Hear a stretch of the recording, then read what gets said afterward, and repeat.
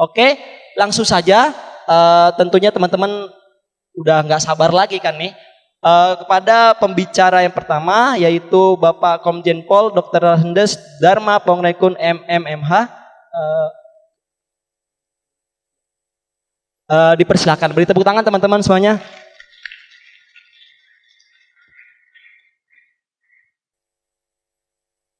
Assalamualaikum warahmatullahi wabarakatuh.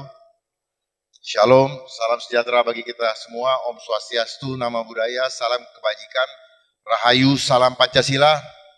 Hidup mahasiswa. Hidup mahasiswa. Hidup mahasiswa. Bangsa ini akan menjadi besar apabila kita memiliki mahasiswa-mahasiswa yang punya kepribadian unggul. Tepuk tangan untuk mahasiswa dong. Kan saya ngomongin mahasiswa, harusnya mahasiswa bangga dengan diri. Jadi kalau saya lihat tadi, rasa bangga itu belum terbangun. Terus saya masih lihat di sini yang pakai masker. Sorry. Saya mau tanya, ada apa ya dengan masker? Bisa ada yang jelaskan? Bisa ada yang jelaskan? Jangan melakukan sesuatu tanpa memahami alasannya kenapa. Dan pahami alasan itu dengan benar. Bukan seperti tadi yang disampaikan oleh Biva, ikut-ikutan. Kalau orang mengatakan ini karena zaman ini adalah zaman post-truth, di mana kebenaran sedang disembunyikan. Saya ngomong begini tetap aja main handphone. Kita sekarang bicara digitalisasi. Baik, saya intermezzo saja. Tujuan saya Pak, mengencourage. Saya hadir di sini karena saya ingin berbagi dengan adik-adik mahasiswa untuk menjadi generasi penerus bangsa yang tidak asal punya ijazah dan gelar kesarjanaan. Tetapi nanti ketika turun ke marketplace, adik-adik tidak bisa berkarya dengan benar. Hanya membanggakan ijazahnya, sarjananya, tetapi setelah itu menangis. Tanya, ada koneksi enggak untuk dapat pekerjaan? Ya, benar nih. Kalau yang perempuan belajar masak, yang laki belajar macul. Karena belum tentu ijazahmu bisa dipakai. Apalagi di era digitalisasi, mereka tidak akan tanya, mana ijazahmu? Percaya sama saya. Ini akan terjadi dan adik-adik persiapkan diri untuk bisa melawan depresi atau stres akibat tidak sesuai dengan harapan. Digitalisasi ada karena ada revolusi industri 4.0. Revolusi industri 4.0 adalah bentuk daripada kata lain daripada rekayasa kehidupan. Pertanyaan saya, kenapa bangsa ini harus mengikuti keinginan internasional untuk mengikuti revolusi industri 4.0? Kenapa kita selalu menjadi follower? Kenapa kita tidak menyuruh dunia internasional untuk mengikuti bangsa kita? Ada revolusi industri 1.0, 2.0, dan 3.0, dan sekarang 4.0, dan sedang menuju ke 5.0 dalam pengembangan. Kenapa? Kenapa kita ilmu selalu harus ngikut dari mereka? Tidak punya kemampuankah kita untuk membuat suatu teknologi sendiri? Saya dengan tegas menyatakan kita sangat mampu. Pertanyaannya, kita sudah selama ini dibuat menjadi follower. Kata lain dari follower adalah budak. Kita budak, cuman kita diberikan kebanggaan. Seolah-olah dengan jabatan, pangkat, dengan gelar yang kita terima, kita adalah orang pin. Padahal, apa Pak? Bodoh. Bukan bodoh, dungu. Kalau Pak Rocky Gerung suka bilang, dungu, setelah saya dalami ternyata benar. Saya juga termasuk orang yang didungu-dunguin sama yang membuat ilmu ini. Baik, saya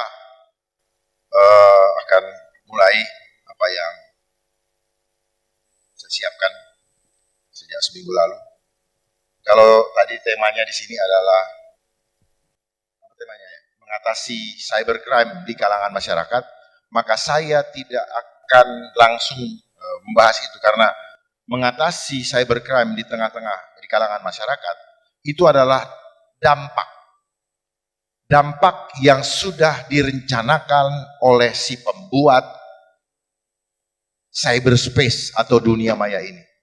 Jadi apa yang dipaparkan oleh Mbak tadi sebenarnya hanyalah menjalankan SOP dari mereka yang membuat cyber ini. Tidak ada sesuatu yang harus menjadi inspiratif, tetapi karena mereka yang mempunyai ruang media ini, maka mereka dianggap sebagai tokoh-tokoh inspiratif. Saya kenal mereka-mereka itu. Siapa mereka-mereka itu saya tahu. Kenapa mereka-mereka itu terkenal? Karena ada sponsor atau ada sutradara di balik itu. Yang membuat mereka bisa dikenal. Dan banyak di negeri ini pun yang hidupnya seperti itu. Sekarang bermunculan yang disebut dengan crazy rich. Gak jelas dari mana tiba-tiba crazy. Benar-benar crazy. Kita pun yang lihat dibikin crazy. Dan kita juga ingin ikut-ikutan menjadi crazy.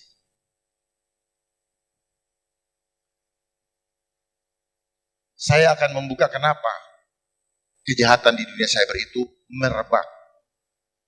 Bukan tanpa alasan, tetapi sudah direncanakan sejak sebelum bahkan dunia cyber ini atau dunia maya ini dimunculkan sebagai teknologi informasi komunikasi yang kita kenal saat ini.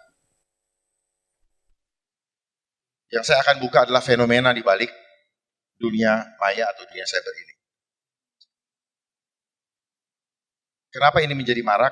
Ini adalah bagian daripada rencana elit global untuk mengglobalisasi, mengglobalkan kehidupan kita di dunia di dalam satu sistem. Mereka mau menggiring kita ke yang disebut one world government. Bagaimana mereka mengendalikan kehidupan kita? Saya tidak akan terlalu banyak bacakan dia punya definisi, tapi saya akan bacakan apa yang definisi yang saya bikin. Apakah boleh kita membuat definisi dari setiap terminologi? Boleh. Tidak perlu harus kita menyadur menurut Profesor A, menurut Profesor B.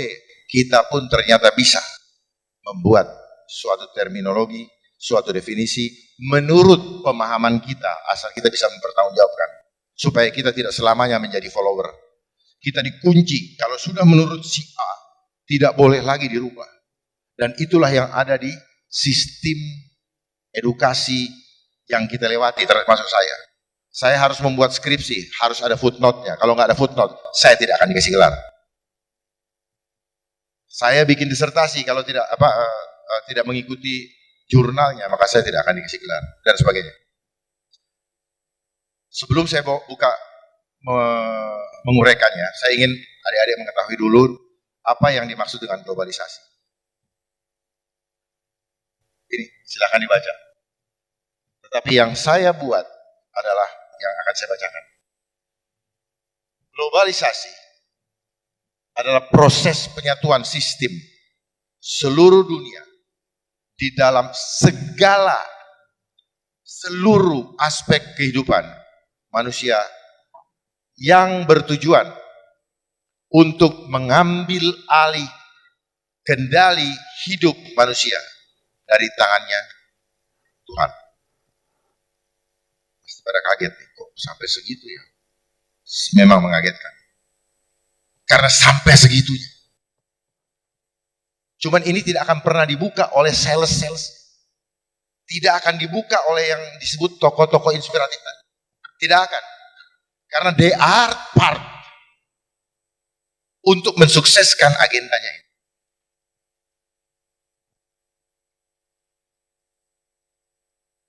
dari kendali Tuhan. Jadi mengambil alih kehidupan manusia dari kendali Tuhan agar dapat dikendalikan secara total dengan menggunakan teknologi digital.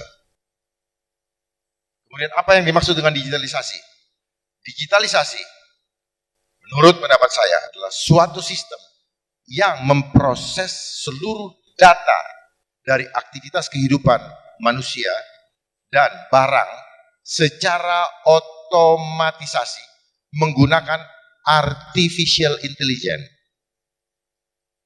dalam seluruh aspek kehidupan yang terhubung dengan teknologi, komunikasi dan informasi. Itu yang disebut dengan digitalisasi. Perangkat yang digunakan sudah jelas komputer, cellular phone, internet, pulsa, dan big data. Cara kerjanya semua bentuk informasi, teks, data, gambar, suara, dan bahkan DNA. Yang diubah menjadi kode biner tunggal. Biner tunggal itu 01 atau double, disebut double. Yaitu 01 yang dikenal sebagai bit yang terhubung dengan gelombang 5G nantinya. Kemudian definisi teknologi. Menurut saya, tiruan dari mekanisme interaksi supranatural yang berupa energi, frekuensi, dan vibrasi. Saya minta adik-adik untuk memahami ini, supaya betul-betul paham mengenai diri kita, alam semesta, dan hubungan kita dengan Tuhan. Harus memahami energi, frekuensi, dan vibrasi. Nanti kita perdalam dalam kesempatan yang lain kalau memang memungkinkan. Nikola Tesla mengatakan, if you want to know the secret of the universe, you have to know energy, frequency, and vibration. Nah, dunia cyber, dunia digitalisasi, dia memainkan energi, frekuensi, dan vibrasi. Mereka memainkan itu. Tidak terlihat mata, tetapi dia eksis. Itulah yang membuat orang, sakau. Itu yang membuat orang gak bisa lepas, dan sebagainya. Dia bermain yang tak kasat mata. Sementara selama ini kita di sekolah diajar semua yang harus kasat mata. Sehingga kita terkaget-kaget dan kebakaran jenggot ketika muncul masalah. Kok begini, kok begitu, kok si anak ini jadi ngamuk kalau diambil, kok dia kalau diambil handphonenya ngamuk. Kita nggak sadar. Dan bukan sama itu, dia menghancurkan selain tubuh kita, dia menghancurkan jiwa kita. Nanti saya kasih tahu. Saya ulangi lagi, tiruan teknologi adalah tiruan dari mekanisme interaksi supranatural, baik energi, frekuensi, dan vibrasi antara manusia dengan alam semesta dan dengan sang penciptanya yang dimanifestasikan dalam wujud fisik yang kita kenal dengan teknologi. That's why harga teknologi ketika baru itu selalu mahal. Tetapi ketika keluar lagi option berikutnya, harganya ambruk. Kesel gitu. Mau jual lagi, akhirnya tukar tambah. Karena promosinya yang membuat kita terobsesi adalah apa? Easy, mendapatkan kemudahan. Speed up, mendapatkan kecepatan. Comfort, mendapatkan rasa nyaman. Dan luxury, supaya orang lihat. Makanya suka kasih berlian-berlian tuh di handphone. Dan sebagainya.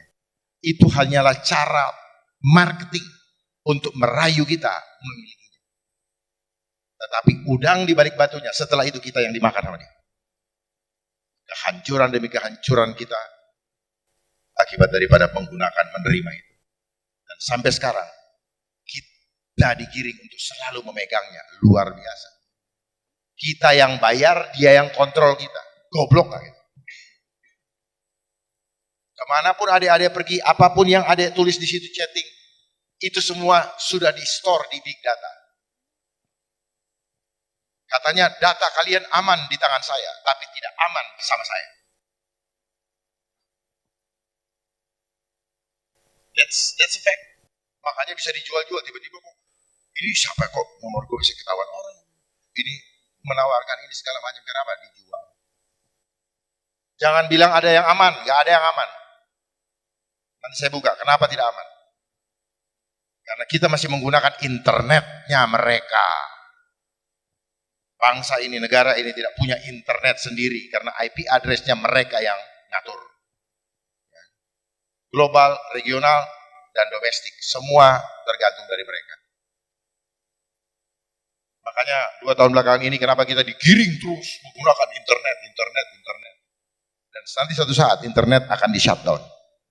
Ketika kita sudah tidak ada lagi alternatif kehidupan, internet di shutdown. Sekarang kita punya wifi aja buffering, udah ribut, udah gelisah, udah banyak anak yang ngamuk gara-gara internetnya tidak lancar. Makanya pulsa, mereka sebut dengan apa? Pulsa. Puls itu apa? Nadi. Jadi dia bikin internet sebagai nadi kehidupan kita. Bukan cocokmologi nih, bukan. Mereka memang bikin begitu. Pahami udang di balik batunya. Ya. Jadi teknologi itu berasal dari kata teknik, logi. Logi itu apa? Logia. Logia itu apa? Logika. Jadi menggunakan teknologi berarti kita mempunyai teknik tanpa logika. Paham ya? Tapi kita kan bangga, oh teknologi. Saya pun pikir hebat, ternyata enggak. Kita menjadi dungu. Kita dikendalikan oleh dia. Jadi gunakanlah teknologi untuk mempermudah kita, bukan kita dikendalikan, bahkan dikerjain. Ngambil barang di jurang, bolehlah pakai teknologi. Tapi jangan dia akhirnya berbalik. Cuman mereka bergeraknya begini, sambil menyelam minum air. Kita seolah-olah dikasih keuntungan supaya kita tidak terlena dengan kenyamanan itu. Gak taunya dia ada udang di balik batu, dia makan balik itu. Hati-hati dengan drone, suatu saat drone akan mematikan kita. Terakhir, apa yang dimaksud dengan era digitalisasi? Menurut pendapat saya, era digitalisasi adalah suatu zaman yang baru di mana seluruh aspek kehidupan manusia akan dikendalikan sepenuhnya oleh teknologi. Seluruh oleh teknologi cyber yang terhubung oleh internet. Dia selalu pakai kata internet. Makanya sekarang banyak IoT, Internet of Things. Kita mikir ting tergantung internet. Ting. Internet itu sebenarnya apa? Di dalam diri manusia ada internet. Jadi internet yang dipakai oleh mereka yang dijadiin duit sebenarnya belajar dari tubuh manusia. Manusia kalau tidak punya internet tidak bisa terhubung dengan Tuhan. Jadi ilmunya itu mereka pakai, mereka ini kan. Sama seperti mulut saya, mulut adik-adik kita punya. Mulut kita ini adalah loudspeaker dari suara. Nah, hati kita diisi oleh Tuhan atau oleh iblis. Maka yang keluar, mereka belajar dari situ. Dari mulut kita yang keluar nafas seperti angin, tidak ada bentuknya. Tetapi begitu dia keluar kata-kata yang sangat powerful. Tapi di masa-masa ini, nafas kita disuruh tutup. Percaya sama Tuhan, tapi menolak kuasa Tuhan. Lewat penggunaan benda yang saya sebut itu berhala. Saya lanjutkan, teknologi cyber yang terhubung oleh internet antara satu perangkat dengan perangkat lainnya melalui proses digitalisasi sebagai artificial intelligence. Untuk mengawasi seluruh aktivitas kehidupan manusia, baik tubuh, terutama jiwa. Bayangkan kalau jiwa kita sudah dikuasai, jiwa generasi muda, main handphone, begini terus, musuh negara Pak, lewat di depan mata atau lewat di belakangnya. Gak ada yang mikirin. Itu yang mau dihancurkan. Kita sibuk, tenang-tenang di kamar, udah gak mikirin negara ini bagaimana. Yang penting jajan online, belanja online. Udah gak mikirin nasib bangsa. Dan itu yang mereka mau. Kita terlena, sibuk, merasa doang, tapi tidak berbuat apa-apa. Akhirnya cuma kesel lah ini, bahkan ada yang dibully, mati, bunuh diri dan sebagainya. Kenapa? Kita tidak menganggap bahwa kita adalah orang-orang yang berharga atau mulia di mata Allah. Nah, saya masuk ke dalam gambaran secara utuh. Perhatikan baik-baik. Globalisasi ini adalah, saya sebut apa? Dunia tanpa batas, tetapi dibatasi di ruang internet. Karena kita masuk era globalisasi, kita nggak keluar negeri, hanya lewat internet saja dan dia batasi betul. Internet.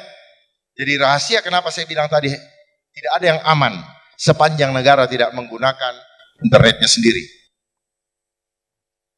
Karena internet itu filosofinya internal, jalurnya internal, net jaring. Jadi kalau kita masuk jalurnya mereka, maka semua data kita terjaring. Gak ada yang lolos. Kalau ada yang promosikan ini barang aman-aman, bohong. Buktinya banyak yang bocor, datang Biorka semua, gak ada yang tanggung jawab. Yang bertanggung jawab siapa? Vendor. Mana gak ada yang tanggung jawab? Semua demi cuan. Kita semua digiring untuk jadi cuan, head on. Ego. Semua seperti itu. Jadi globalisasi itu adalah sistem. Sistemnya apa nanti? Digitalisasi. Di bawah, di atas globalisasi itu adalah suprasistem yang saya sebut dengan life engineering. Jangan cari di Google. Di Google tidak ada. Di Google itu adanya social engineering. Jadi dia kaburkan dulu. Ada hal penting. Kenapa? Kita pribadi yang punya hubungan dengan Tuhan di engineering dulu oleh dia. Karena kita punya tanggung jawab pribadi demi pribadi kepada Tuhan. Ini yang dibutuhkan oleh sistem ini. Karena ini sistem adalah sistem Dajjal. Ini sistem Dajjal. Dia butuh jiwa kita, dia kuasai. Setelah kita dikuasai, orang-orang yang dikuasai akan berkumpul dalam kelompoknya. Makanya dibilang social engineering. Makanya akan mudah mempolarisasi suatu bangsa dengan apa? Dengan ini. Sayang kalau tidak disadari ini. Nah, mereka punya subsistem lewat programnya apa? Money, power, control population. Money, dia sudah kuasai sistem moneter seluruh dunia.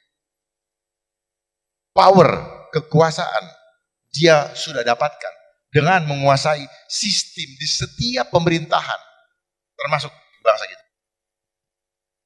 Dia sudah kuasai semua. Sehingga pada gak enak.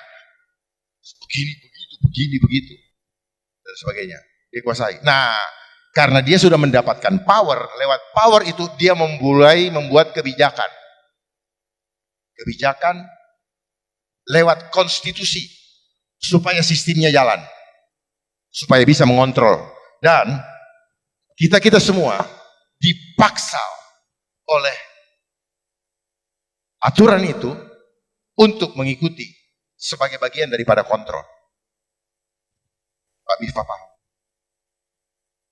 Jadi dia sudah dapat di mana power control population. Kenapa power dia dapatkan? Karena kita dikendalikan oleh permainan hutang. Kalau tidak kita nanti di-ban. Kita di-ban, kita di apa namanya itu? Embargo dan sebagainya. Ini penting dikuasai ya oleh adik-adik. Yang tadi hanya definisi yang saya indikan aja. Nah, setelah itu kontrol populasi apa? Bukan jumlah saja, tapi kehidupan kita. Nah, sekarang kita ada dalam era program ketiga, terakhir. Control population. Makanya digitalisasi adalah endgame. Endgame. Karena kemana-mana tidak bisa orang membeli atau menjual, berbelanja atau kemanapun juga kalau tidak mempunyai aplikasi. Dan aplikasi itu akan dibuat dengan barcode yang kotak, ya. Di bawahnya ada kotak kecil, di tengah, di kiri atas ada kotak kecil, dan di kanan atas ada kotak kecil. Itu angkanya 666. Dan di tengahnya ada bulatan itu mata satu. Itu namanya the eye of Horus. Ya, supaya paham nih, jangan hanya jadi pengguna. Supaya nanti tidak menyesal kalau terjadi hal-hal yang di luar ekspektasi kita. Nah, strategi mereka itu terstruktur sistematis dan masif. Organisasinya global. Global itu dimainkan oleh United Nations.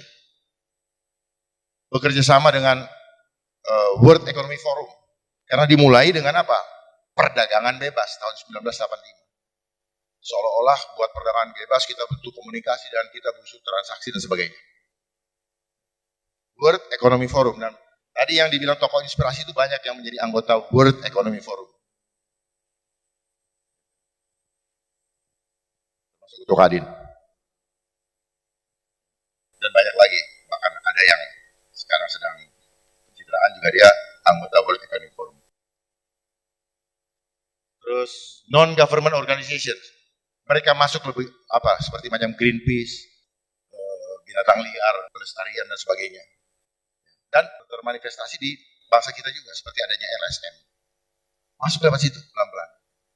Bahkan ada yang namanya banyak watch kan. Indonesia Police Watch, apa semua. Dari sana mereka mulai dari apa? Human Rights Watch. Ya. Itu Human Rights Watch. Tadinya ad hoc, lama-lama jadi berlanjutan. Seperti KPK, itu ad hoc tadinya. Tapi saking ini lanjutkan. Banyak kan lembaga ad hoc yang muncul di sini, KPI, KPAI, KPK, KY, KPI. Nah, kenapa di televisi itu ada saya lihat pendapat bahwa ini tidak ada mengajarkan hal-hal yang baik lagi. Iya, karena ada KPI. Mereka yang mengatur regulasi, mereka yang mengatur bagaimana apa yang mau ditayangkan dan sebagainya. Awalnya kelihatan bagus, tapi setelah dia kuasai, dia akan mainkan. KPAI dulu orang lagi badminton, anak-anak nggak boleh dieksploitasi dan sebagainya. Jadi ininya. Tapi kalau dalam bidang cyber tadi ITU International Telekomunikasi United itu yang ngatur semua regulasinya. Regional ada APEC, ada ASEAN, diatur semua ini. Di ASEAN yang leading sektornya cyber adalah Singapura. Domestik itu ada satu lembaga, saya tidak akan sebutkan di sini, ya, yang mengatur regulasi, yang mengatur konten, yang mengatur lalu lintasnya. Ya, yang mengatur itu. Nah, harusnya namanya itu jangan saya sampaikan aja. Namanya itu Kominfo, Komunikasi Informasi. Nah, harusnya yang benar adalah informasi komunikasi. Jadi informasi komunikasi, informasinya harus difilter dulu baru dikomunikasikan. Tapi yang ada sekarang semua informasi, komunikasikan semua informasi, mau bagus mau enggak. Di sana bisa ngatur. Oh, sekarang situs porno banyak. Saya punya ponakan lihat begini, om ini apa bingung. Enggak bisa diiniin. Dia ngumpet di kamar, dia ini kita pikir aman dia badannya. Tapi jiwanya dihancurkan. Hebat. Menghancurkan bangsa tidak perlu lagi dengan pasukan militer. Cukup dengan hancurkan jiwanya, selesai. Dia sendiri yang akan hancurkan bangsanya, Pak. Adik-adik perhatikan ini. Apalagi mungkin ada yang sudah sebentar lagi mau nikah. Hati-hati dengan anak-anak. Bangsa ini akan hancur hanya dengan cyber. Ini yang namanya attack engineering. Dia serang kita punya jiwa. Berikutnya, sistematis. Dia lewat fear engineering. Dia mainkan psikologi manipulasi. Dibikin takut kita. Takut nggak keren, takut nggak in, takut, dan sebagainya. Akhirnya apa? Kita mengikuti tren. Tren yang tidak benar. Jadilah hedon. Ya. Unsocialized. Ya. Terus, fear engineering lewat apa? Intelligent engineering. Dari mana? Google. Semua otak kita apa kata Google. Itu namanya intelligent engineering. Conflict engineering. Behavior engineering. Cyber law engineering. Nih, adanya undang-undang ITE itu mendahului perbuatan yang akan terjadi. Udah disiapin dulu dia punya net. Dia punya jaring. Jadi mereka udah tahu. Mereka juga yang bikin. Attack engineering, wah ada terorisme, ada trade, ada virus, ada food and beverage, ada medicine, drug, hoax. Oh, banyak yang ngomong tangkal hoax ya, kagak bisa. Kenapa? Yang bikin saya.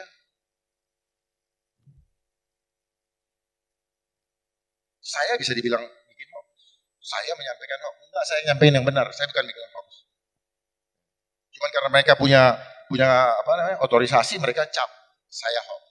Oh gitu. Makanya mereka pernah ngomong, kalau sudah dibilang hoax ya udah terima aja itu hoax. Ya. Geoengineering nih, cuaca nih yang terjadi sekarang nih, ini juga engineering.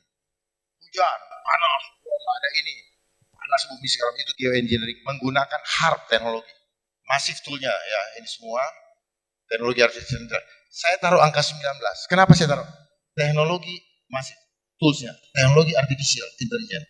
Itu kenapa saya pakai 19? Karena A itu 1, I itu 9. Selama 2-3 tahun belakangan ini dengar nggak ada kata yang ada 19? Ada hubungannya. Akan terhubung badan adik, bapak, ibu semua dengan digital.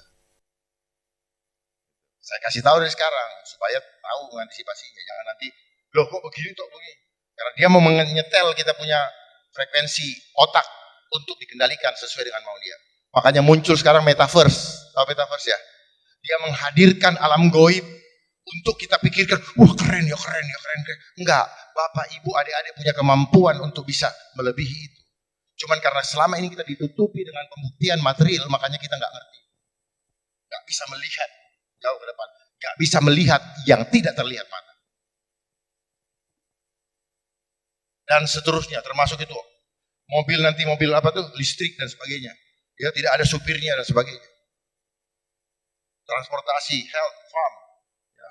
Nah, visinya, misinya menyatukan sistem dunia dan visinya total kontrol. Total kontrol ini apa? Mengambil alih kedaulatan Tuhan. Mengambil alih kendali hidup manusia dari tangan Tuhan. Bahasa mereka apa? Sustainable. Berkelanjutan. Seolah-olah kehidupan kita tidak akan pernah berakhir dengan dikendalikan teknologi. Jadi mereka ingat, dan ini sungguh-sungguh bertentangan dengan nilai-nilai luhur Pancasila yang menyatukan NKRI. Dan visi kita hidup adalah apa? Hidup selalu dikendalikan oleh Tuhan. Yang saya sebut dengan Nuswantara. Nu makhluk swamandiri anta menuju ra kepada Sang Pencipta. Jadi kita makhluk Tuhan itu harus selalu bertanggung jawab kepada Tuhan. Saya rasa ini dulu karena saya ikutin terus nanti satu slide lagi. Saya cuma mau buka bagaimana mereka membuat manusia yang tadinya life engineering menjadi social engineering. Tadi suprasistem kan. Jadi tujuan akhirnya adalah life engineering. Jadi kehidupan kita kepada Tuhan di engineering sama dia atau direkayasa. Nah, terstruktur sistematis dan masif. Terus itu tadi silakan dilihat, silakan difoto. Makanya easy, speed up, comfort, luxury. Dan ini semua ada diberikan kita internet protokol dan kita tergantung dengan pulsa. Punya internet, nggak punya pulsa nggak bisa. Dan kita semua dimanipulasi, kita tidak tahu berapa penggunaan pulsa sehingga bisa dikonversi menjadi angka. Kita nggak ngerti. Makanya mereka selalu jualan paket. Ya. Paketnya tidak kepake, pulsanya cuma segitu. Berapa banyak mereka sedot. Makanya mereka pernah bikin film vampire. Mereka hidupnya kayak vampire. Mereka kaya sekali untuk mengendalikan kita. Tapi kita tidak tahu. Dan regulasi ini tidak pernah selesai. Kenapa saya bisa bicara? Saya pernah membongkar kasus ini. Di semua provider yang ada. Operator yang ada. Triliunan mereka makan.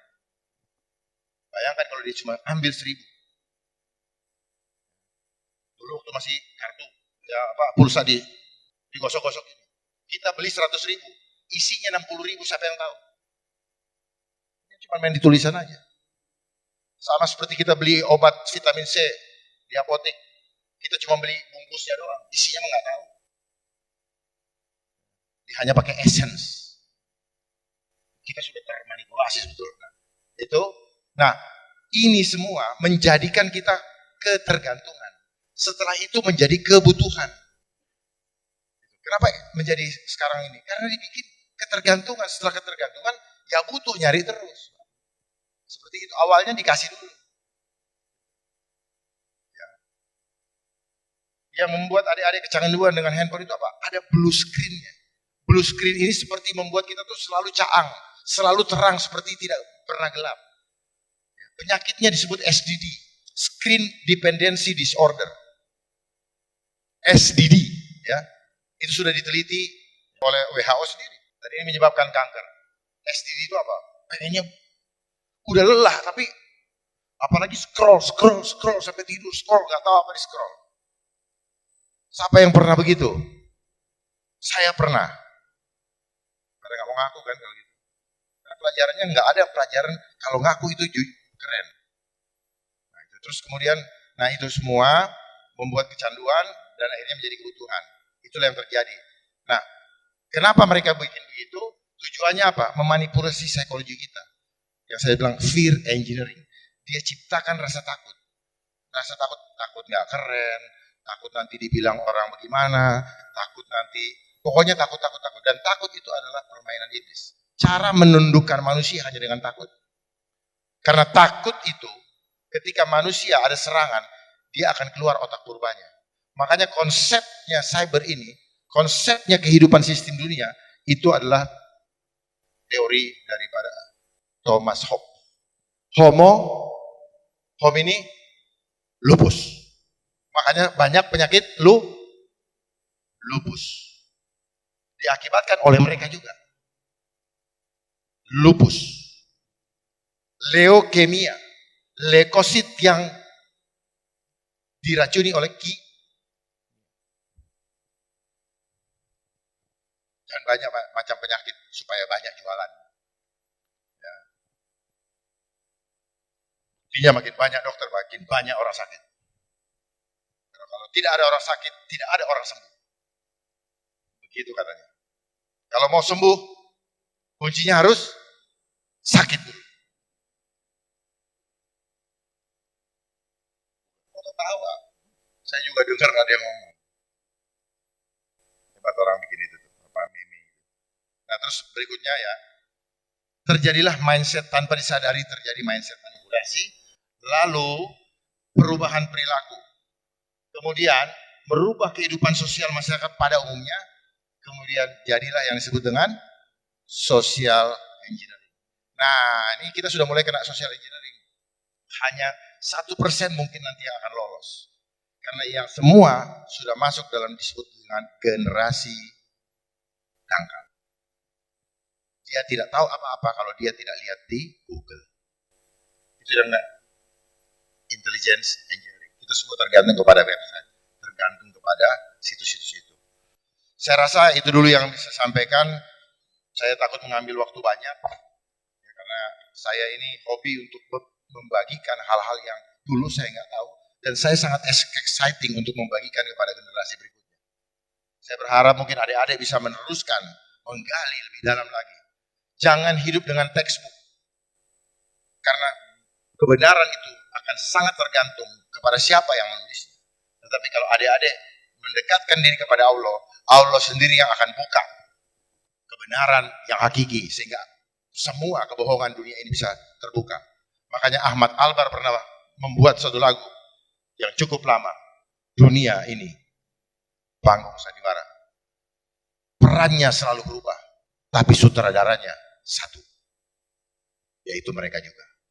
Wabillahi taufiq wal hidayah. Assalamualaikum warahmatullahi wabarakatuh. Terima kasih. Baik, setelah ini kita akan beranjak kepada sesi diskusi dan tanya jawab. Sebelum kita memasuki sesi diskusi dan tanya jawab, saya ingin menjelaskan terlebih dahulu kepada teman-teman semua. Barang siapa yang nanti ingin mengajukan pertanyaan ataupun menyampaikan pendapat, boleh untuk mengajukan tangannya, kemudian memperkenalkan dirinya, lalu mengajukan pertanyaan kepada narasumber. Bisa dipahami ya teman-teman ya? Boleh kok nanti teman-teman bisa berdiskusi kepada narasumber, gak hanya bertanya maupun berdiskusi, bertukar pikiran juga boleh. Oke, langsung saja kita memasuki ke sesi diskusi dan tanya jawab. Untuk yang ingin bertanya, apakah ada? Terima kasih. Assalamualaikum warahmatullahi wabarakatuh. Perkenalkan nama saya Komar. Pribadi ini untuk Selin, Mbak Selin. Saya sangat terpesona sekali sama Selin. Kenapa? Karena Anda itu mempunyai dua sifat Allah, yaitu cerdas dan cerdas. Itu ya, bukan aja itu. Ini mungkin untuk para pembicara, ada dua pertanyaan saya, Pak. Ini untuk para pembicara pertama. Tadi saya tidak mendengar akan bahaya kalau kita memasukkan data kita, itu memang akan diproses oleh mereka. Tapi kalau kita memasukkan jenis darah kita, golongan darah kita A, B, O, atau AB, kita kan udah lihat dan mereka bisa membaca kita, mereka kan membaca kita, oh seperti ini DNA-nya, seperti ini karakternya, seperti ini emosinya, dan berbahaya apa? Oh orang ini penyakitnya ini rumahnya, kalau penyakitnya kan dia tuh mereka mati mereka. Yang pertama, yang kedua, ini Pak, untuk Pak Dharma, mohon maaf Pak, Pak Jenderal, mohon izin, saya bukannya apa aja Pak. Saya teringat Pak, tahun 96 dulu saya ikut konferensi nasional ISMI di BBT, itu mengundang Benazir Bhutto. Saya ikut di situ, mengundang almarhum Pak Habibie. Apa yang dikatakan oleh beliau? 7,5 abad sudah kita umat Islam dijajah, dibuat setiap budaya dan dinistakan.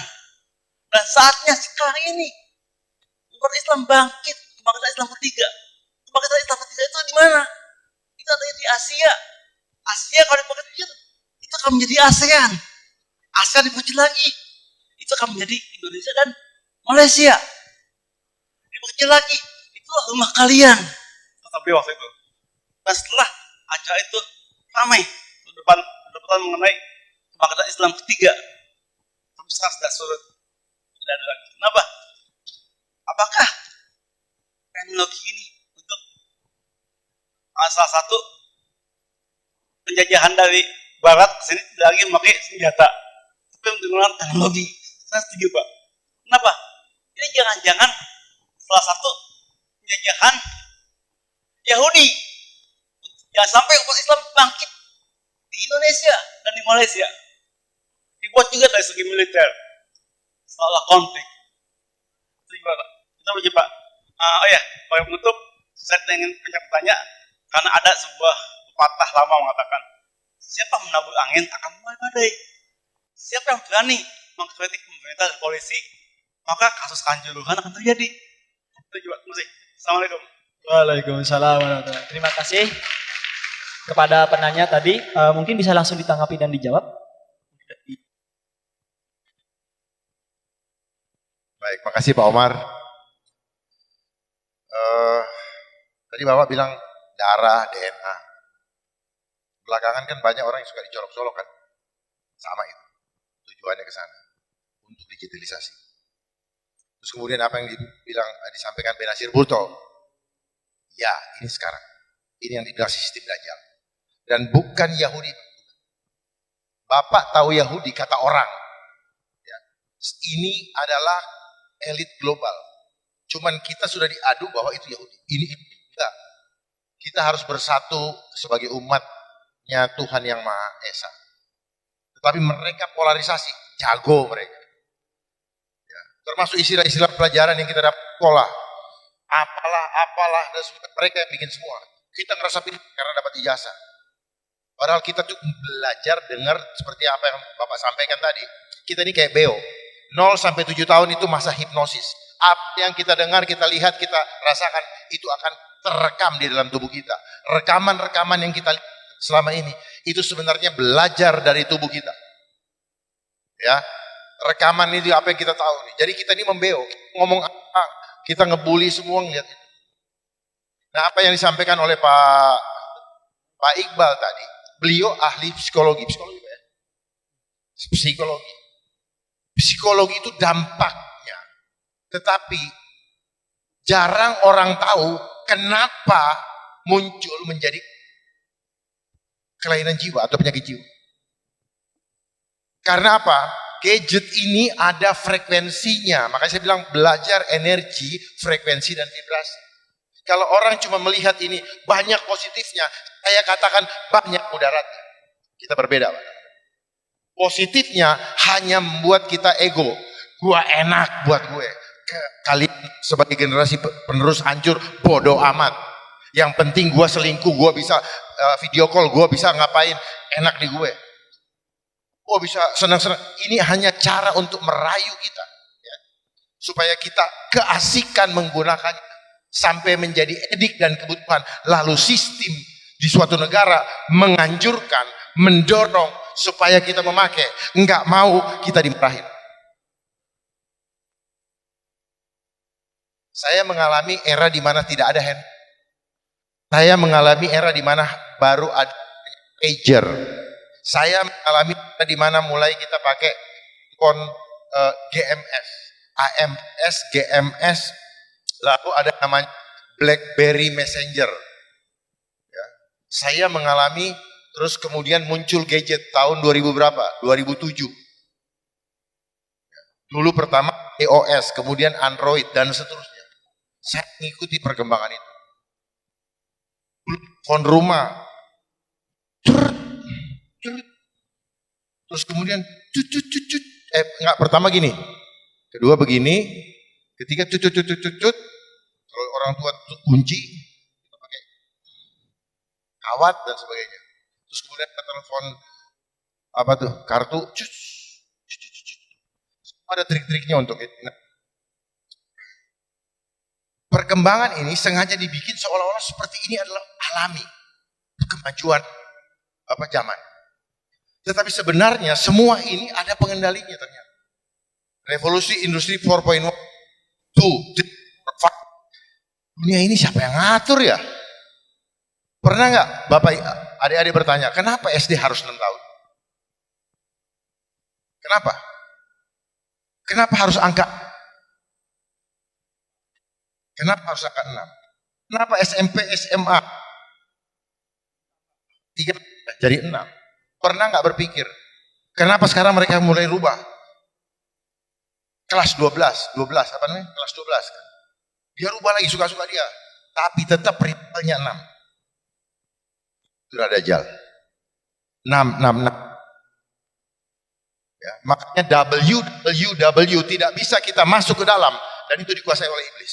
WW itu dari bahasa angka Hebrew. 6.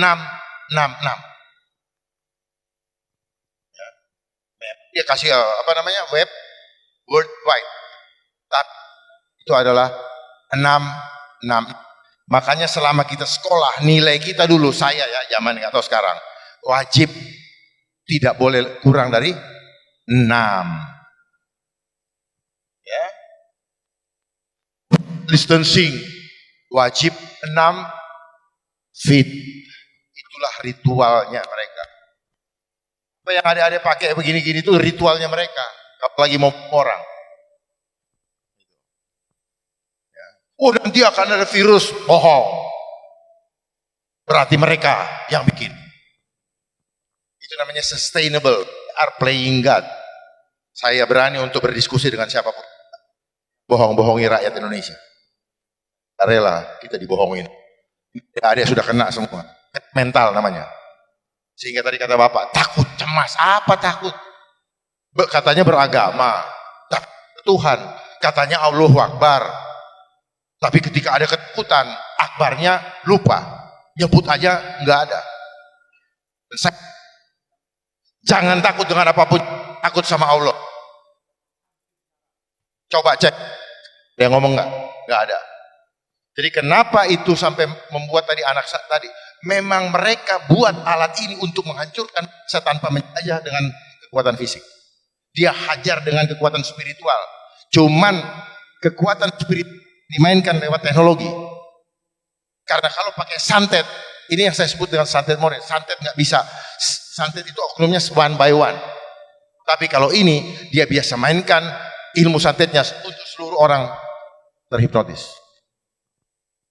Bapak Ibu nggak sadar, di situ ada spiritnya. Kalau saya bilang ada ruhnya, ada ruh kekerasan, ada ruh pornografi, ada ruh mamon, ruh hedon, ada flex. Orang kalau punya barang bagus, orang kalau kaya, selalu tidak enak tidur kalau orang lain tidak tahu. Tapi dia lupa kalau alat ini adalah alat jebakan Batman. Pasti ketahuan akhirnya. Dan orang bully dia, kebongkar semua. Ini permainan. Kita tujuannya apa? Kita lahir, kita hidup untuk saling memuliakan. Tapi sistem yang ada di dunia saling menghancurkan, meniadakan. Bukan untuk memuliakan seperti fitrahnya Tuhan menciptakan kita. Sadari itu. Saya bisa bongkar ilmu saya dikasih ilmu sekolah dan sebagainya. Ilmu saya pakai hanya untuk jualan saya, untuk mencari uang. Saya sama dengan tukang beda-beda. Saya jadi penjual obat. Gitu. Enggak, saya perlu sampaikan karena ini inti. Kayak tadi misalnya itu, apa namanya itu? Kayak saya berbully, apa permainan sih. Apa yang disampaikan Ibu Challenge tadi? Itu ilmu dari mereka juga. Jangan kalian pikir itu ilmu enggak. Itu ilmu yang bikin kayak begini. Buku yang kita baca, sepatu kita baca, sudah dikeluarkan sama dia 5, 10, 20 tahun yang lalu. Lalu kita pelajari dan kita baru tahu itu. Kalau dari komputer belajar 7 late dia lebih 7, bahkan mungkin 20 atau 30. Jadi kalau ada orang cyber jago, saya katakan tidak, dia jago bukan karena jago, dia hanya operator. Dan saya beritahu yang menggunakan HP, komputer, dia punya kognitif rusak, Pak. Kenapa rusak? Karena frekuensinya menghancurkan sel-sel otaknya. Bagian otak rusak. Prefrontal cortex, otak bagian depan. Kalau otak bagian depan menyusut 4%, kelakuan kayak binatang. Kalau otak namanya cerebellum, itu badannya nggak bisa stabil. Itu kerusak, sulit disembuhkan. Karena permainan ini nggak kelihatan mata. Dan seterusnya ini lebih berbahaya dari narkoba. Kalau orang bilang, oh ini lebih berbahaya. Ini lebih berbahaya. Narkoba menghancurkan 3 bagian otak, kalau ini 5. Ya. Terus apa lagi yang tadi saya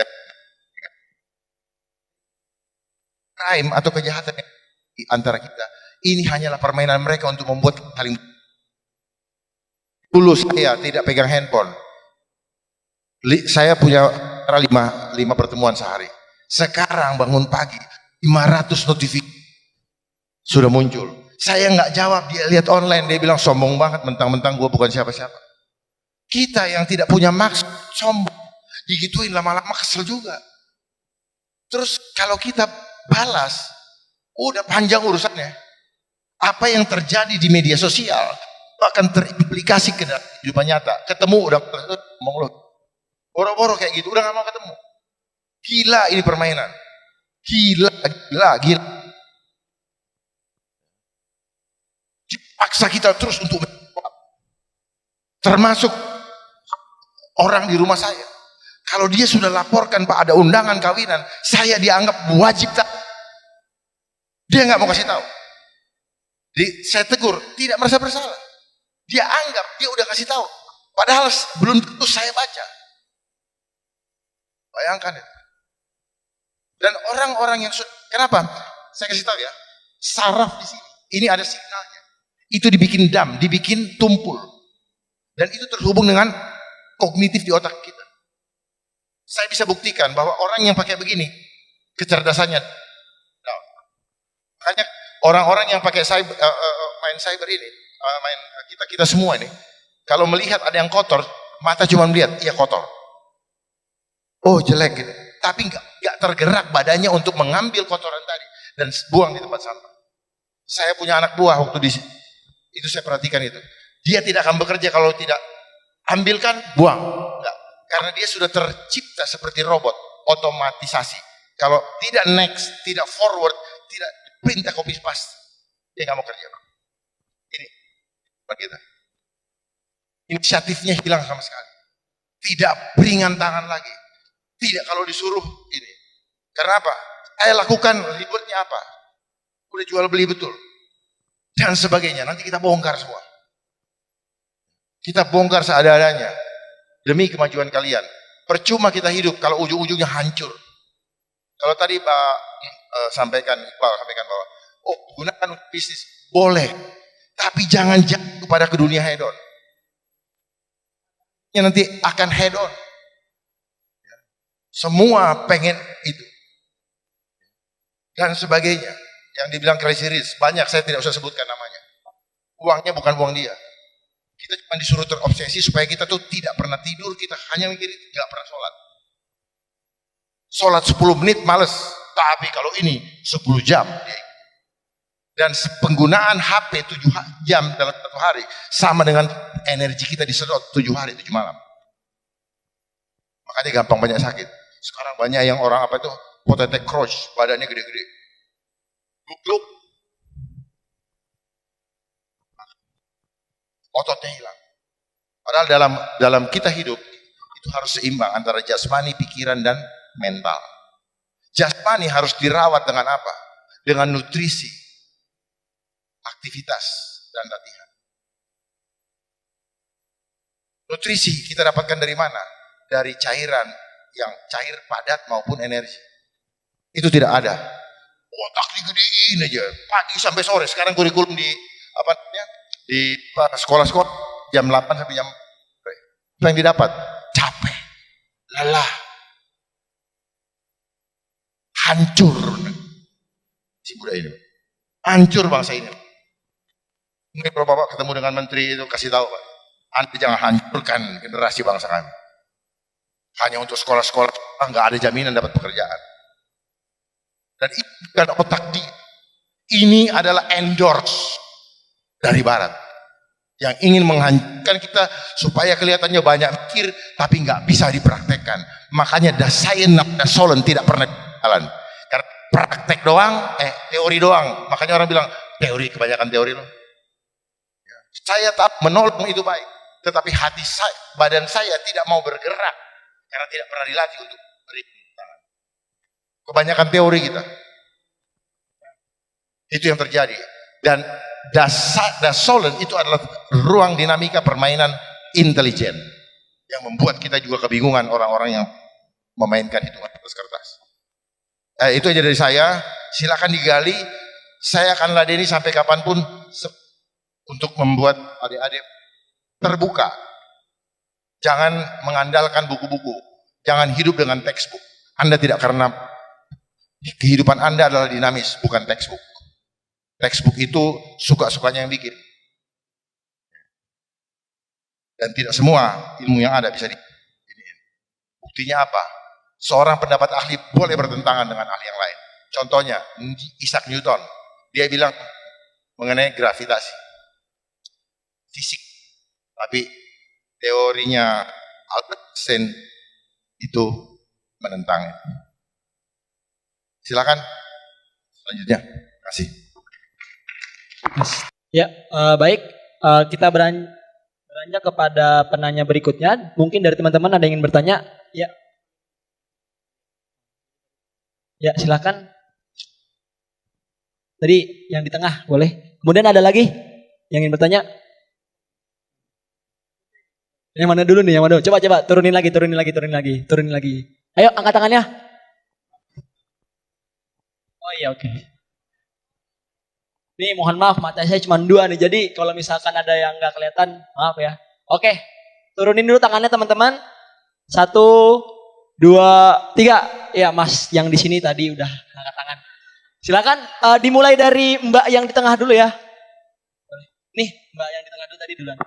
Baru nanti dilanjut ke Mas yang pakai helmet biru.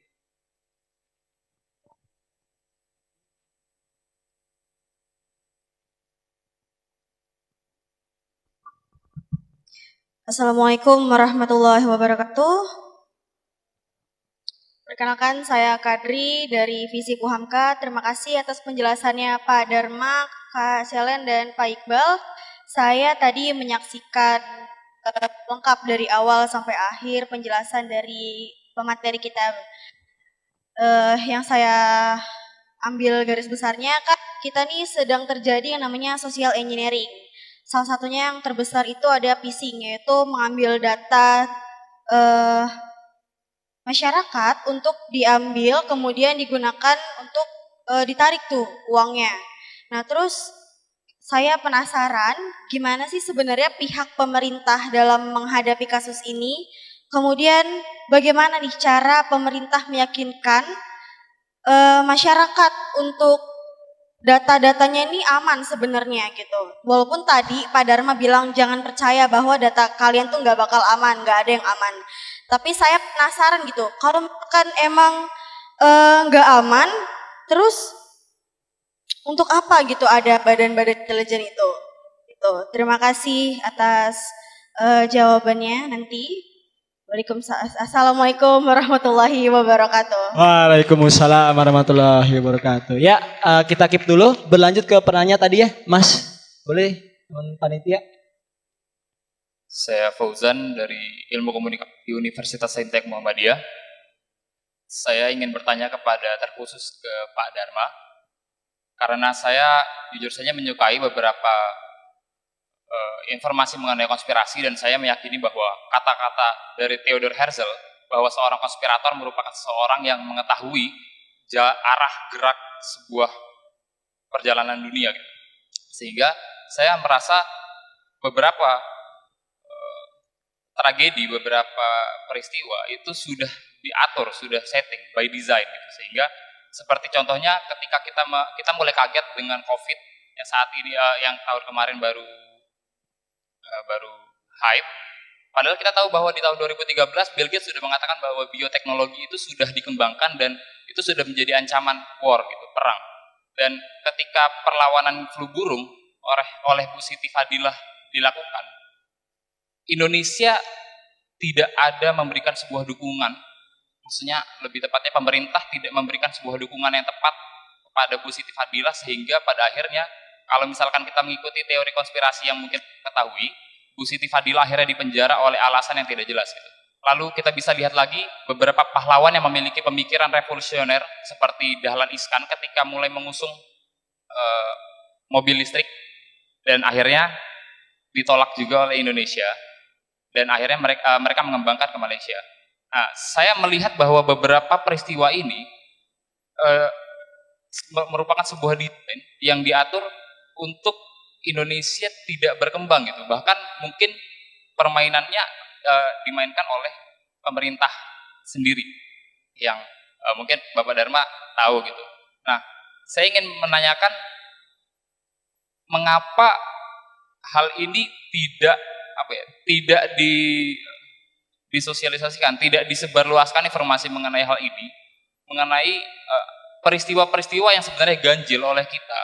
Tapi secara teknologi, secara perkembangan teknologi ini merupakan sebuah awareness yang kuat yang sudah dikasih tahu kalau ini ada gejala-gejala, ada tanda-tanda kalau sebenarnya pembodohan itu sudah terjadi sejak lama gitu. Dan saya yakin kalau misalkan cara menghancurkan suatu negara tidak lagi dengan sebuah sistem kolonial tapi dengan neokolonial, sehingga menghancurkan dan merusak melalui pertumbuhan pemikiran generasi muda. Dan dari kalau kita lihat 10 tahun silam, mungkin kita di sini bukan seorang mahasiswa yang bisa berpikir kritis. Kita merupakan seorang remaja yang kita masih tidak tahu apa itu dunia. Tapi ketika tahun itu dihancurkan, yang rusak ialah kita 10 tahun mendatang, yaitu saat ini di mana Indonesia tidak mengalami kemajuan yang banyak. Gitu. Nah, saya ingin bertanya pendapat Pak Dharma mengenai berbagai hal seperti ini itu, kalau dari sudut pandang Pak Dharma bagaimana gitu Pak? Mungkin itu saja, terima kasih. Wassalamualaikum warahmatullahi wabarakatuh. Waalaikumsalam warahmatullahi wabarakatuh. Tadi dengan siapa Mas? Ya, boleh langsung ditanya. Siapa namanya? Pertanyaan kamu ngeri-ngeri sedap. Kenapa saya bilang ngeri-ngeri sedap? Karena pertanyaan itu saya tidak bisa jawab dalam arti saya bukan pelaksananya. Saya bukan pelaksananya, tapi kalau bilang, ya inilah sistem. Nanti kamu kalau sudah dewasa kamu akan tahu. Pertanyaan tadi akan saya jawab di belakang panggung, tidak di depan panggung. Ya. Kamu lihat muka saya, apa yang kamu pikirkan, itulah jawaban. Kamu belajar membaca tanpa saya menjawab. Ya. Nah, dunia cyber, apa yang disampaikan oleh Bapak tadi, penting-penting iya, tapi kenapa barang ini ada dan orang berantem terus? Ini by design. Ya. Kita dibikin larinya apa? Cinta akan uang, dapat uang, tapi tidak cinta Tuhan. Gak sadar kita. Yang dibangun adalah rasa memiliki akan dunia ini. Kita kenal innalillahi wa inna ilaihi rajiun. Ikhlas menerima, ikhlas melepas. Tetapi melepasnya menjadi sulit karena apa? Kita dilekatkan dengan rasa memiliki tadi. Nah, apa yang disampaikan tadi, orang membuat teori konspirasi dan sebagainya. Enggak, mereka yang bikin. Apa yang kita lewatkan selama ini semua buatan mereka. Ilmu yang kita ngomongin, kita pinter, enggak dari mereka semua. Terus apa lagi tadi ya?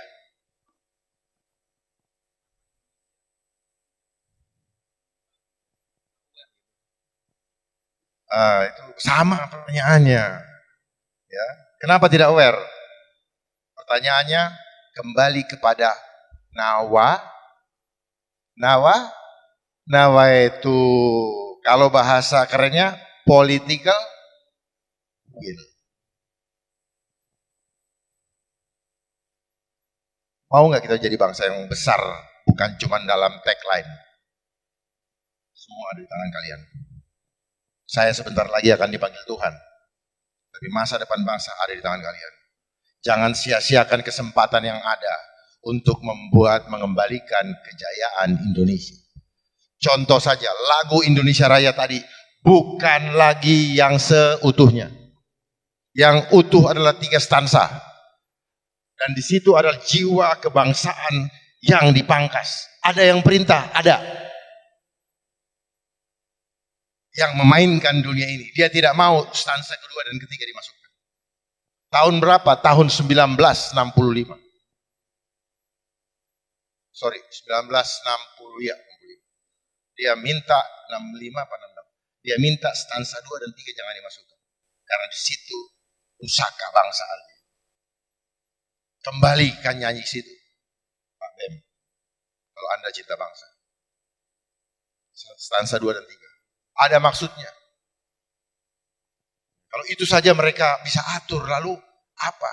Terus mengenai Pancasila. Coba bayangkan, di dunia cyber tidak ada jiwa Pancasila. Semua diarahkan untuk kesetaraan gender. Tadi yang bilang homoseksual bukan betul. Apa yang disampaikan beliau. Bahkan di program sejak sekolah di TK. Makanya di TK tidak pernah ada guru perempuan, tidak ada guru laki-laki.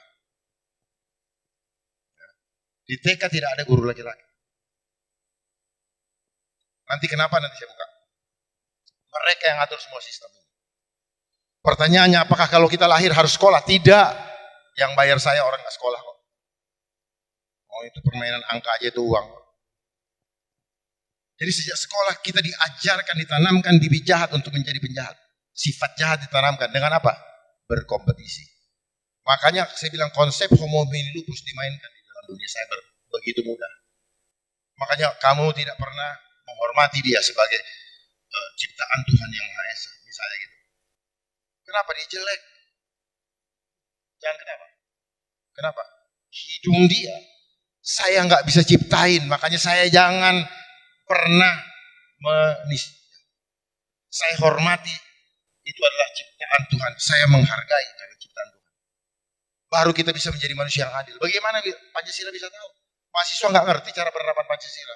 Ketuhanan yang Maha Esa itu apa? Ikhlas menerima.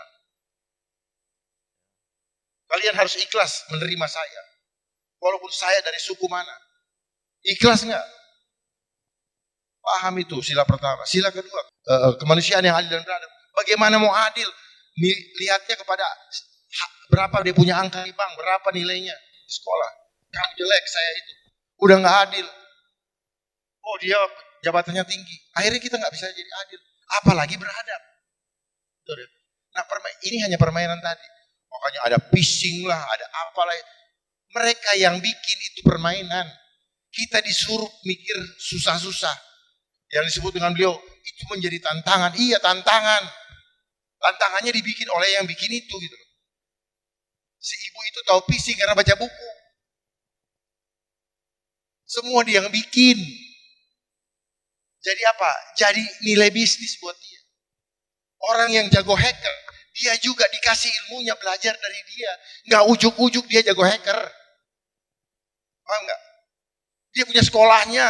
Cuman dia pakai sistem sel sehingga kalian tidak pernah tahu di mana sekolahnya. Sama dengan membentuk teroris. Dia pakai jejaring. Kayak MLM. Kamu saya kasih ada, kamu cari dua, kamu ini. Gak ketahuan. Seolah-olah tiba-tiba jadi hacker. Enggak. Nah, baru setelah itu nanti dia mulai masuk mengajar itu. Oh, bikin bom. Gak ujuk-ujuk baru lahir bisa bikin bom. Pasti ada mentornya, kan? Betul? Termasuk polisi, termasuk orang yang nangkepin orang-orang yang menggunakan anonymous. Dia juga gak tahu tadinya. Yang punya alat kasih tahu lu kalau mau nangkep ini lo kuncinya. Orang anonymous gak bisa, dia tetap masuk pakai akun. Jadi semua ini adalah by design. Apa yang tidak by design? Ekonomi by design. Sebentar suku bunga turunin, sebentar naikin. Begitu turun, orang-orang banyak yang kredit. Wah, kredit semua. 3 tahun kemudian, suku bunga saya naikin. Mancing, menang banyak. Begitu doang kok kehidupan. Kehidupan yang kita lalui sekarang, anggaran-anggaran yang dipakai, banyak yang dipakai untuk tidak ada gunanya. Semua untuk menciptakan dinamika kehidupan. Bikin kegiatan, nah seperti gini kan. Ini kan kegiatan dibikin seolah-olah kan memang bagus ya. Untuk di sekolah saya katakan bagus. Tapi banyak yang tidak bagus, banyak yang hanya untuk menghabiskan anggaran.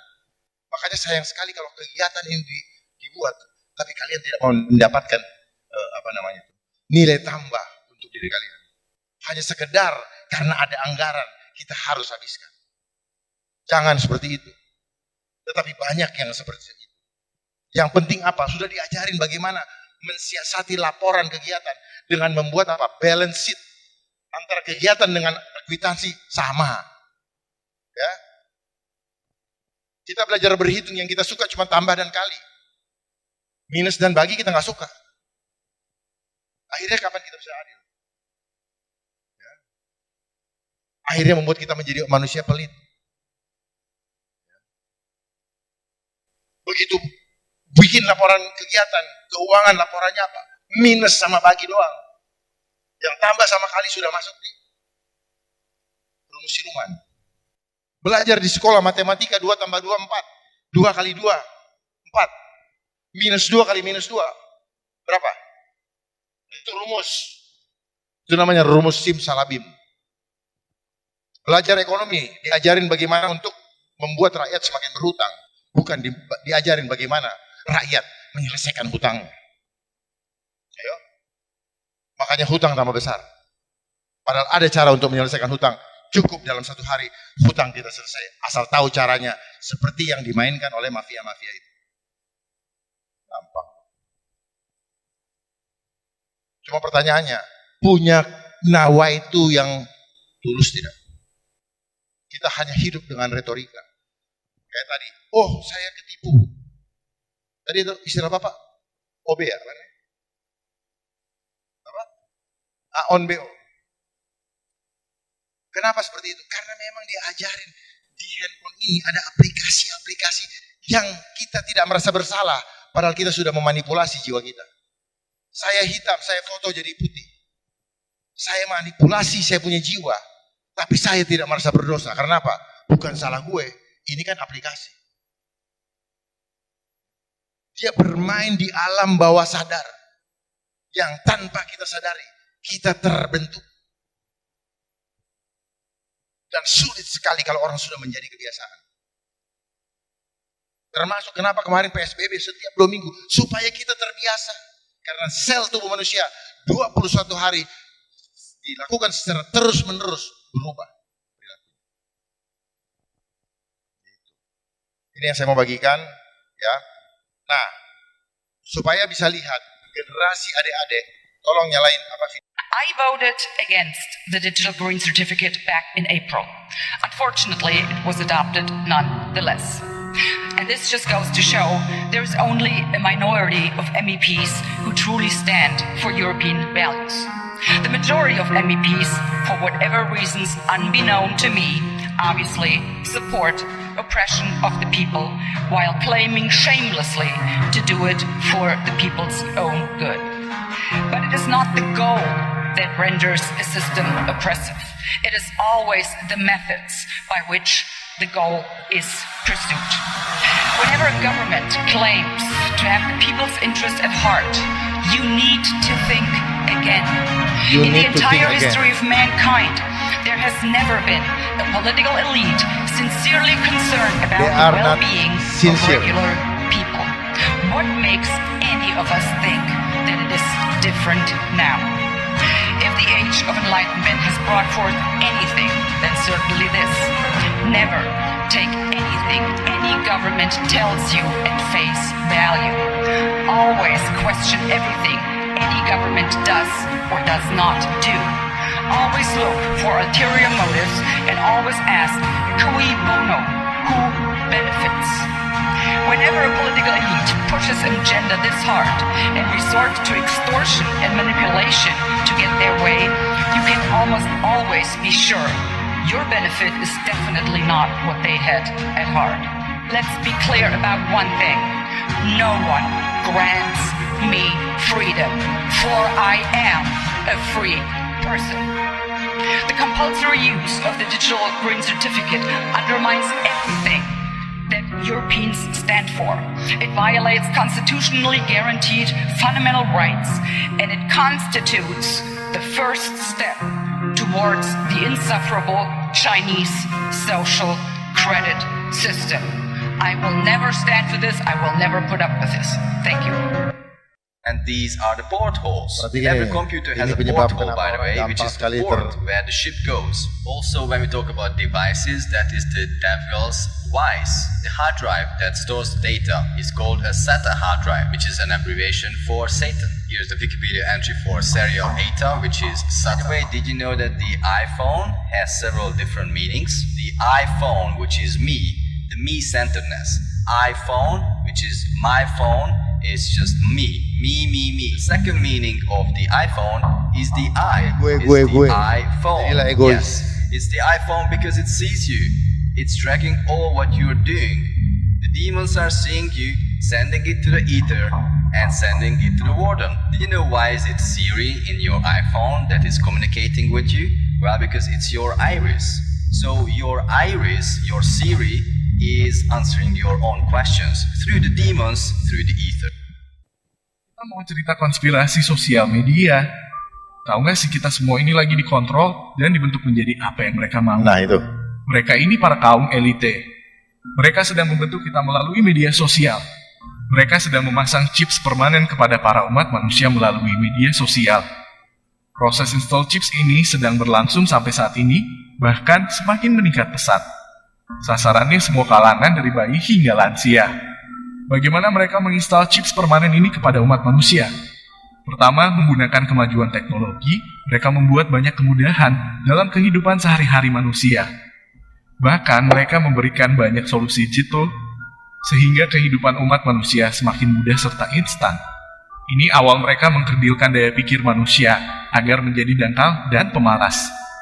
Karena justru semakin berpikir dan semakin kritis akan mengembangkan banyak kemampuan manusia. Ini fase di mana mereka akan memfilter manusia. Mana manusia yang masih mau berpikir jernih dan kritis. Mana manusia yang mengikuti arus kedangkalan pikiran dan kebodohan. Kedua, dengan menawarkan banyak kemudahan mereka menawarkan keuntungan-keuntungan yang ditawarkan berupa materi dan popularitas instan. Dengan mudah manusia bisa menjadi bintang melalui media sosial. Saat manusia awal masuk fase ini akan menjadi sangat labil dan semakin liar. Dengan istilah start syndrome, mereka akan melakukan hal-hal di luar nalar manusia, di luar kesopanan, di luar akal, yang parahnya di luar norma, etika, moral, dan akhlak manusia.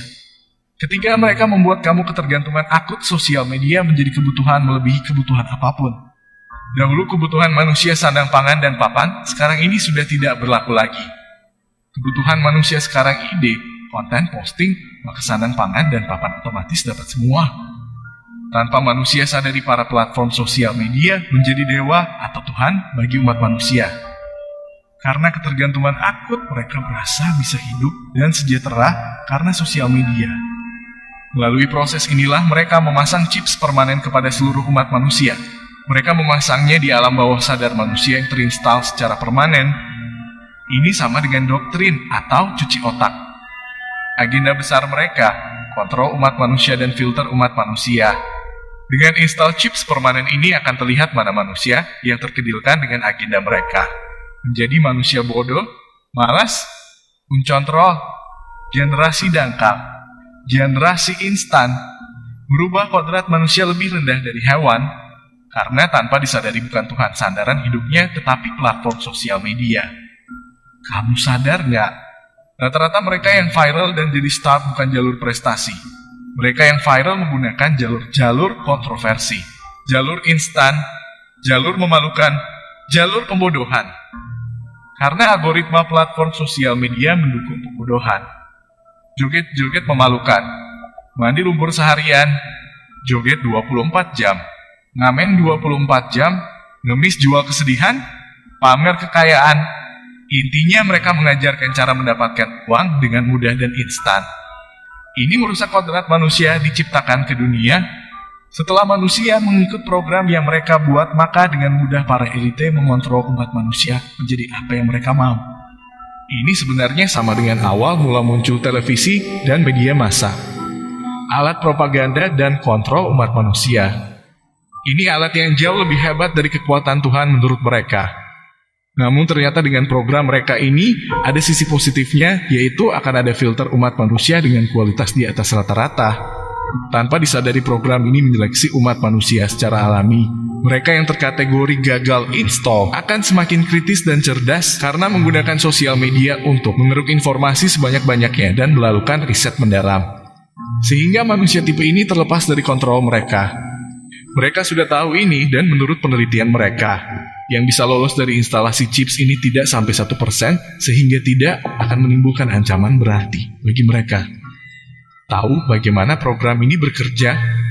Yang terinstall chips akan merusak pola hidupnya, akan semakin serakah mengejar materi dan popularitas dengan terus mencari ide, membuat konten dan publish.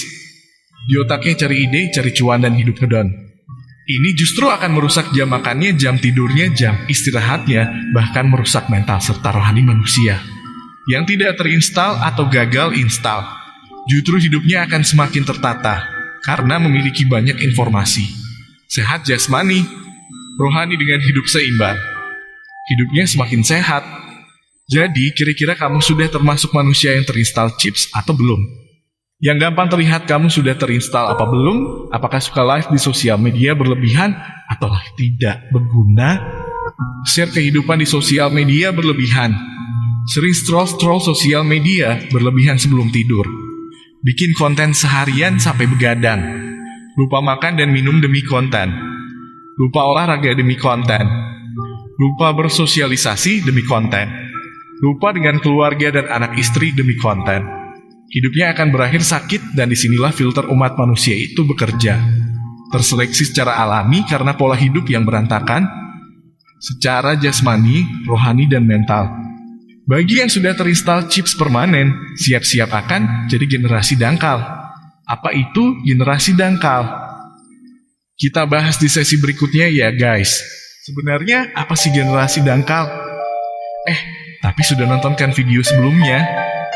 Kita bahas singkat saja ya. Generasi dangkal adalah generasi instan, generasi yang tercipta karena sistem pembelajaran daring dampak pandemi. Generasi ini generasi yang mudah putus asa dan menyerah. Bisa dibilang ini generasi rusak. Namun tidak semua rusak bisa jadi generasi yang brilian dan tangguh karena menyerap semua informasi dan mau fight dengan berpikir kritis. Bukan dikasih kemudahan malah jadi males-malesan dan segalanya dianggap remeh. Coba deh kamu cek bagi yang punya ponakan atau anak yang masuk ke dalam generasi dangkal, generasi yang masuk sistem belajar daring. Banyak orang tua murid yang mengeluhkan hasil rapor tidak fair karena ujiannya masih bisa searching internet. Jadi hasil yang tidak biasa menggunakan internet. Tapi akademiknya cerdas akan terlihat bodoh dan sebaliknya yang akademiknya bodoh. Jadi terlihat cerdas karena terbiasa dengan internet. Hal ini terlihat saat peserta didik mengikuti lomba cerdas cermat. Yang mendapat peringkat justru tidak bisa apa-apa saat mengimplementasikan hasil raportnya di dunia nyata. Dari sistem ini akan 3 generasi yang terlahir. Pertama generasi tertinggal old mind. Dia cerdas namun tidak bisa memanfaatkan teknologi, salah satunya faktor penunjang seperti akses internet dan device. Dia hanya cerdas secara akademik. Kedua, generasi dangkal, generasi instan yang mudah putus asa tapi up to date. Ini generasi rusak sesungguhnya. Sibuk membandingkan, mendang-mending, emosi tidak stabil, pengaruh tekanan sosial. Gak mau fight, maunya nyerah aja gak mau oke. Malah mending mati daripada hidup. Ketiga, generasi golden memanfaatkan teknologi, peluang, dan network. Ini generasi masa depan yang siap dengan perubahan zaman. Pada sistem akademik saat ini mereka tidak masuk sistem cenderung D, dan nilai jelek, tapi bukan bodoh, melainkan out of the box. Terlalu kreatif, inovatif, dan efisien. Bahasa anak-anaknya hiperaktif, tapi bukan akal hanya cukup 3 yang benar. Cocok dengan generasi masa depan. Mau dan cepat beradaptasi, anak-anak generasi ini cikal bakal pemimpin masa depan. Mereka tidak cerdas secara akademik, tetapi cerdas dalam praktek dan mengambil peluang. Cara membedakannya mana generasi dangkal dan generasi golden gampang kok. Generasi dangkal itu seperti Indra Kents, Doni Salmanan. Generasi golden itu seperti Timothy Ronald, Raymond Chin. Yang satu penipu finansial, yang satu edukasi finansial. Yang satu ngajarin gimana caranya gampang nyari uang, padahal beresiko dan berbahaya serta ilegal. Yang satu memberikan tips dan triknya bukan dengan instan, tapi dengan belajar dan praktek, serta bahayanya berbagai bisnis scam finansial. Benar-benar mengedukat dan memberikan positive suggestion untuk para anak muda khususnya, jangan mudah terperdaya dengan iming-iming keuntungan instan. Gimana, udah kebayang? Atau masih bingung juga? Makasih, cukup. Ya, saya hanya memberikan gambaran supaya aware, ya, supaya paham. Banyak rahasia-rahasia. Nanti di waktu yang akan datang kita buka lagi apa lagi. Masih banyak. Yang perlu adik-adik tahu bahwa dia punya vibrasi yang dia punya apa ya kalau vibrasi? Dia punya santet ya, yang kalian tidak lihat dengan mata. Sehingga kalian menganggap ini sebagai biasa aja. Enggak. Matiin AC pakai remote control, ini ilmunya Tuhan. Itu ilmu goib yang dimanifestasikan dalam televisi. Kita tuh mau dibikin kayak main Sega. Dia main Sega, kita yang manusianya yang kesana kemari suka-suka dia. Makanya di mana-mana ada biometrik. Di ini nanti ada cukup dengan kita ketahuan tuh. Nanti ada namanya social credit. Ya. Itu kita dinilai dengan angka. Semua dengan angka. Makanya dari dulu kita dilatih dengan angka. Dan kita sangat takut dengan angka. Angka yang membuat kita takut angka 0 sampai 9. Cuman itu aja. Saya pikir sementara itu dulu. Silahkan dilanjutkan kalau memang masih melanjutkan. Atau mungkin ada pertanyaan ke Bapak atau Ibu. Silakan. Ya. Boleh tepuk tangan teman-teman semuanya. Ya. Baiklah teman-teman, sebelumnya saya memohon maaf karena kita memiliki keterbatasan waktu. Dengan ini sesi diskusi dan tanya jawab kita akhiri.